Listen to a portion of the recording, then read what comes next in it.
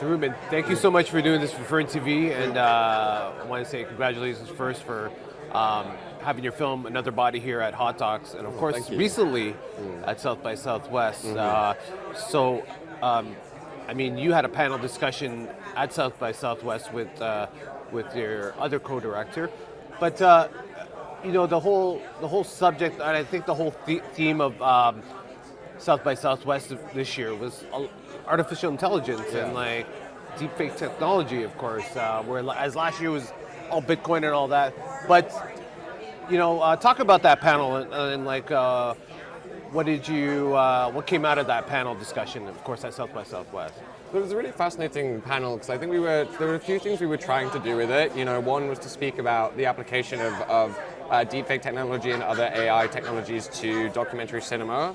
And then the other sort of strand would be more specifically to talk about how deepfake technology is being misused in like the public sphere by the people that are creating this like deepfake pornography and ways that needs to be like tackled. So I kind of had two prongs of the discussion, which was really interesting. I think they're both fascinating topics, and but yeah, I think that, you know, it's really important at this moment in time because AI is progressing at such a like frighteningly accelerated rate to talk about these topics and try and demystify it. I think people sort of hear artificial intelligence, it's sort of like a phrase out of like sci-fi, and people suddenly sort of like panic and freeze and fail to sort of see the details of what's going on here.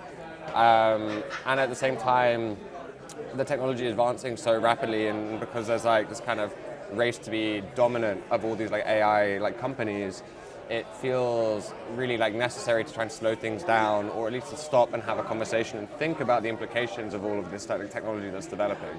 That being said, with deepfake technology, it was not generated by a company. That's like user generated. It emerged on Reddit in 2017, and for the express purpose of inserting celebrities' faces into pornography. So it's not just these like big new tech companies which are sort of like causing this acceleration. It's you know, communities online.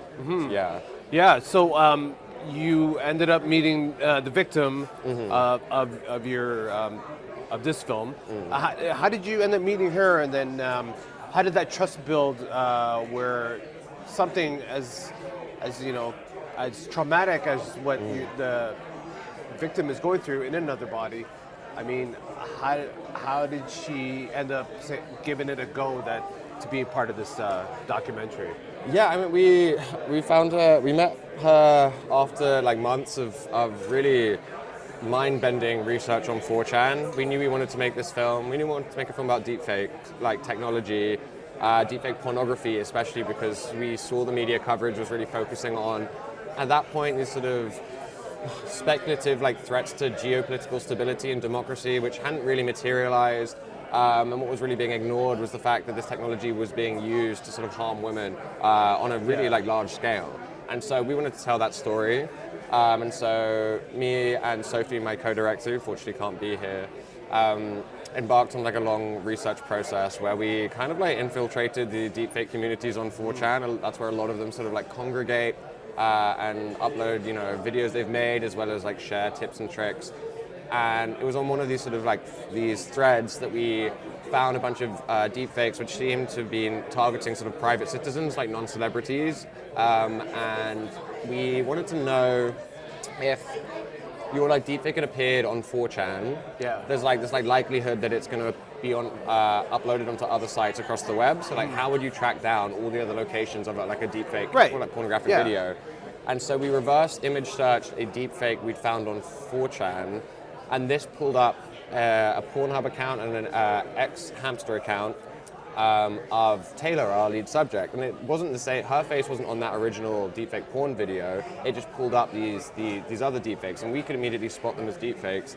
Clicked on the accounts, and all of her personal information was there.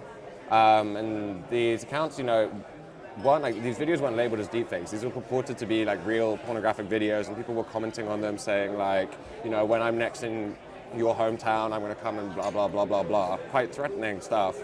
And anyway, so she was easy to track down because of all the personal information was there.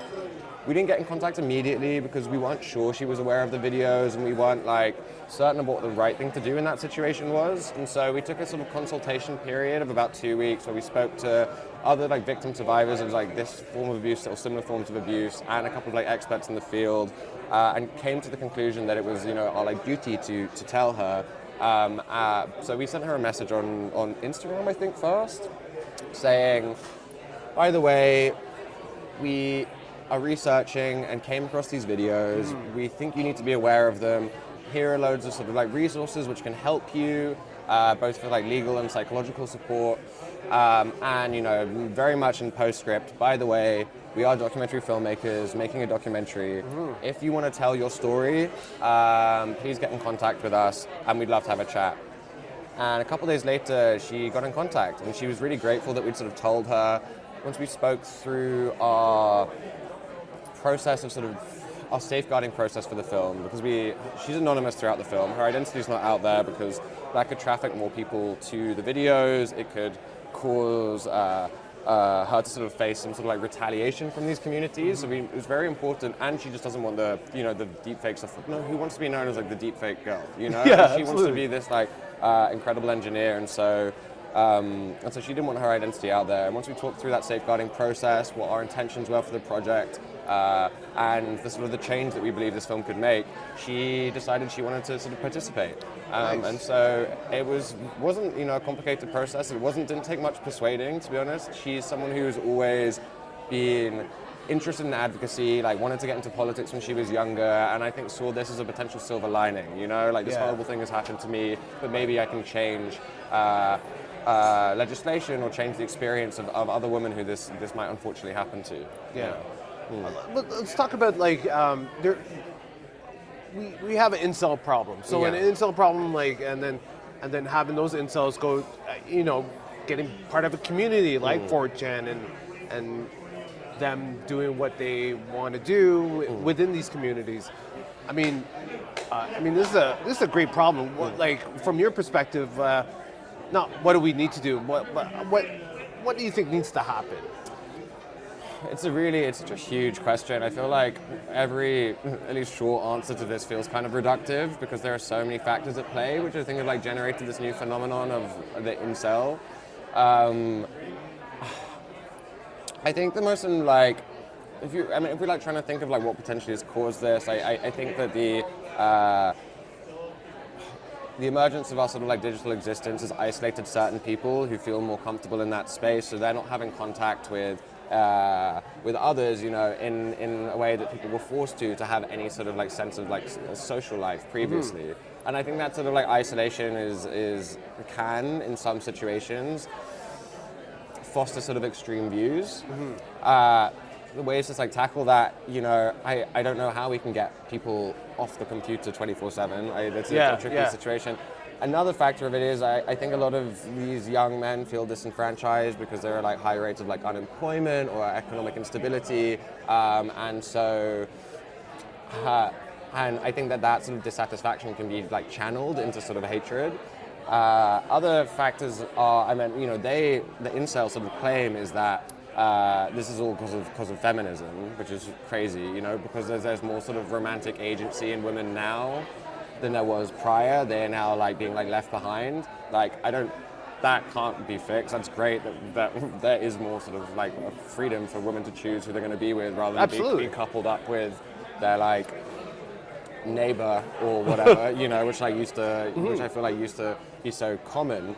And so ultimately, there is no simple solution, but I think that there has to be a sort of like a complex, multi-pronged approach to try and get these men to sort of like re-engage in civil society and get off these websites. You can play whack-a-mole and try and shut down 4chan, but ultimately you kind of feel like that happened with 8chan and they just congregated on like another sort of like arcane website. And so, it's not there's no simple solution to this. Yeah. So what do you hope that your audience would take home with them when they see Another Body?